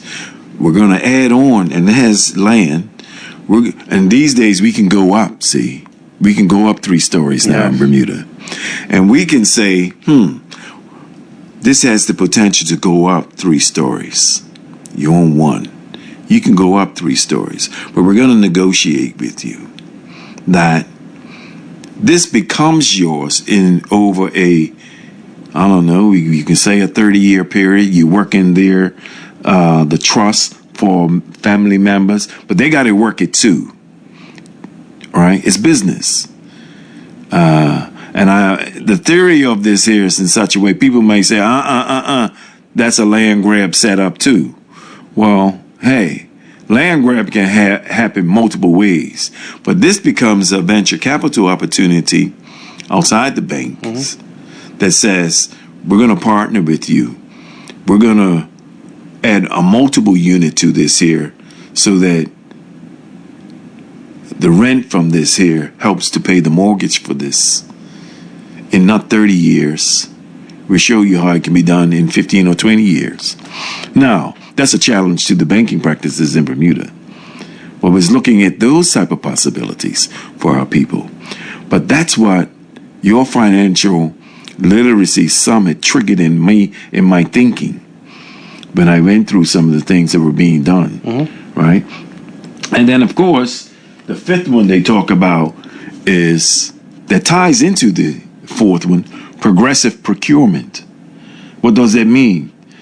Well, local governments and place-based anchor institutions should lead with procurement practices that relocalize economic activity, build local multipliers, and end leakage and financial extraction. Sounds like a lot, people.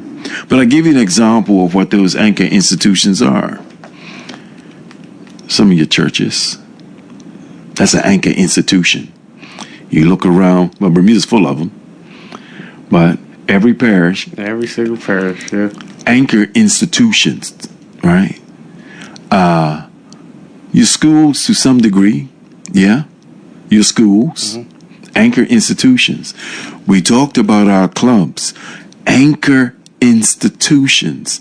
These are institutions, when managed properly, generate, when you talk about velocity money within the community, building that community well. And your Lumina Festival, financial literacy, is a movement toward that. We've triggered some thought. I totally agree. Good night, you know. Good evening. Good evening. I just want to interject the planning society in this thing you put forward. Yes, sir. About institutions. I think that's something that you may want to speak to. Yeah. And tied in this whole subject matter. I certainly appreciate you sharing that. I will speak to it in closure because I have and they know I have a certain, let's say, sentiment or disposition about the friendly societies in Bermuda with property. Because I'm in a community where I look at it every day. A couple of the buildings, and I'm saying that's black owned. So I need to say no more. devaluing, right, the surrounding community. Uh-huh. And we have a responsibility to do something about that. I appreciate you bringing that up, sir. And the time is now. Always now. That's the only time we have. You got the right man on board with Zach. Yes, sir. Thank you. All right. All right. Thank you. I guess that's a great way to end, because the friendly societies. And when we talk about progressive procurement and anchor institutions, prime real estate, I mean, hey, right on Main Road, Somerset, you know, we call it Manchester Street. Those of us from Somerset, but the Manchester Unity Hall. Nah. You go up toward the purple-looking building. That's also. So I'm saying by St. James, right? And I'm saying again, we have these anchor institutions in, call it our parish, our neighborhoods, our community. And I would say, you know, Zach, credit to you and your team. I'm looking forward to more. But all 5 pillars, you capture all 5 pillars, people, if you're paying attention. All right? These are all 5 pillars to community wealth building. They're all playing a role factored into the Lumina Festival, Financial Literacy Summit, Definitely. the playbook. Yeah. And we look to be that bridge in the community that connects culture and financial education. That important. Well, what a way to end, to connect culture and financial. Because the same message can't come from a lot of these financial institutions. A lot of people within our community don't trust these institutions.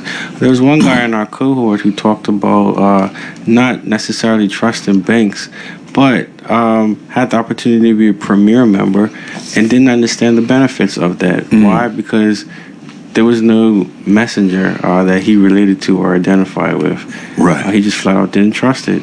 So with that, having these conversations that will lead to the alley hoop where we can show this company has the lowest mortgage rate on island. This company does the best for us within our community as far as investing our dollar. Yeah. So, yeah, passing that ball and, yeah, being that bridge.